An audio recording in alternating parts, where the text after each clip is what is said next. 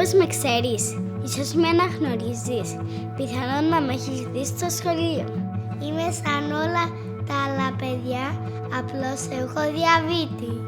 Η καλή διαχείριση του διαβήτη με σωστή διατροφή και άσκηση με βοηθά να παραμείνω υγιής και δυνατή. Ακριβώς όπως και εσύ. Ο διαβήτης δεν είναι μεταδοτικός, οπότε δεν μπορείς να τον κολλήσεις. Στην πραγματικότητα, κανείς δεν ξέρει γιατί κάποια παιδιά αποκτούν διαβήτη τύπου 1 και κάποια άλλα όχι. Φαντάζομαι ότι τώρα είσαι περίεργος να μάθεις τι ακριβώς είναι ο ζάχαρος διαβήτη τύπου 1. Ένα όργανο στο σώμα σου που λέγεται πάγκρεας παράγει ινσουλίνη. Η ινσουλίνη μετατρέπει τις τροφές που τρως σε ενέργεια. Όλοι ξέρουμε ότι πόσο σημαντική είναι η ενέργεια για όλα τα παιδιά. Το δικό μου σώμα δεν παράγει καθόλου ινσουλίνη, οπότε όταν τρώω το ζάχαρο στο αίμα μου δεν μετατρέπεται ποτέ σε ενέργεια. Τα επίπεδα ζαχαρού στο αίμα μου απλά ανεβαίνουν και ανεβαίνουν όλο και πιο ψηλά, χωρίς να έχουν που να πάνε. Αν δεν υπήρχε θεραπεία, τα επίπεδα ζαχαρού στο αίμα μου θα έφταναν στα ύψη, δημιουργώντας κίνδυνο να πάθουν βλάβη τα ζωτικά μου όργανα, όπως στην καρδία, το σηκώτη, τα νεφρά, ακόμη και τα μάτια μου. Προς το παρόν δεν υπάρχει θεραπεία, όμως μπορούμε να εντοπίσουμε τα συμπτώματα όταν διαγνωστεί ο διαβήτης τύπου 1 είναι διαχειρίσιμος. Τα συμπτώματα διάγνωσης περιλαμβάνουν συχνή ούρηση, υπερβολική δίψα, αδικαιολόγητη κόπωση, ανεξήγητη απώλεια βάρους, αυξημένη πείνα και θολή όραση.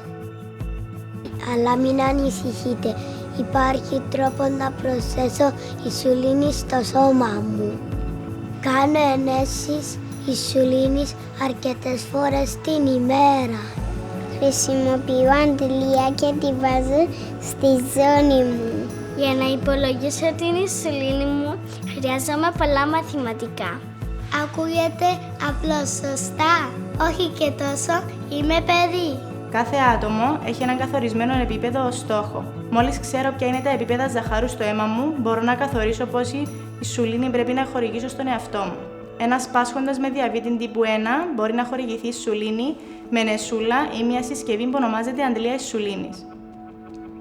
Για να υπολογίσω πόση ινσουλίνη χρειάζομαι, απαιτεί μαθηματικά και πολλούς άλλους παράγοντες, τους οποίους υπολογίζει για μένα ο γιατρός μου. Αυτοί περιλαμβάνουν πόσο γυμνάζομαι, τι τρώω, τα επίπεδα ζαχάρου στο αίμα μου, εάν αγχώνομαι, αν είμαι άρρωστη, ακόμη και το πώς αναπτύσσομαι. Υπάρχουν δύο τρόποι να ελέγξουμε το ζάχαρο μας. Μερικά παιδιά χρησιμοποιούν μετρητή γλυκόζης και άλλα χρησιμοποιούν συσκευή συνεχούς παρακολούθησης γλυκόζης CGM. Μετρώ πάρα πολλές φορές την ημέρα το ζάχαρο μου. Το ζάχαρο στο αίμα μου πηγαίνει μία πάνω, μία κάτω. Τα παιδιά με διαβήτη τύπου 1 πρέπει να ελέγχουν το ζάχαρό τους πριν φάνε ή πριν ξεκινήσουν οποιαδήποτε άσκηση. 1, 2, 3. 1, 2, 3.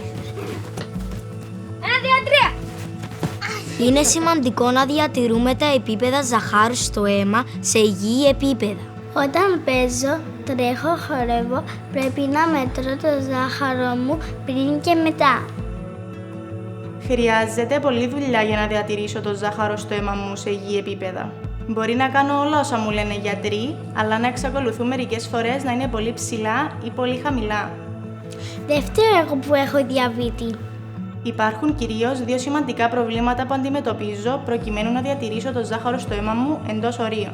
Το πρώτο είναι αν τα επίπεδα μου ανεβούν υπερβολικά, δηλαδή υπερλιγεμία.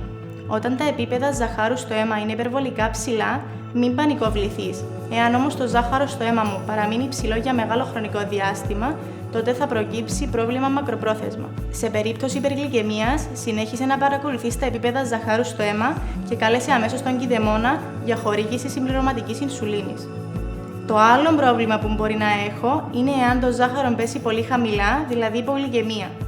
Τα συμπτώματα της υπογλυκαιμίας είναι τα εξής: υδρότας, τρέμουλο, εκνευρισμός, κόπωση, μπορεί και υπνηλία. Είναι πολύ σημαντικό να λάβεις δράση με βάση τις μετρήσεις μου και όχι μόνο με βάση το πώς μπορεί να συμπεριφέρομαι. Εάν υποψιάζεσαι ότι μπορεί να έχω χαμηλά επίπεδα ζαχάρου, πρέπει να μετρηθώ και να πάρω την απαραίτητη ποσότητα γλυκόζης για να επανέλθει το επίπεδο ζαχάρου στο φυσιολογικό. Θα χρειαστώ την βοήθειά σου. Σε περίπτωση που τα επίπεδα ζαχάρου είναι κάτω από 70, πρέπει να δώσουμε αμέσως βοήθεια.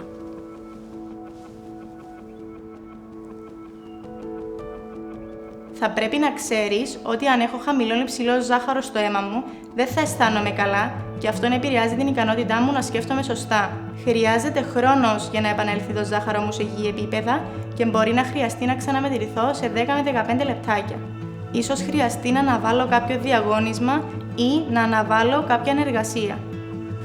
Θα πρέπει να ξέρεις ότι αν έχω χαμηλό ή πολύ ψηλό ζάχαρο δεν θα αισθάνομαι καλά.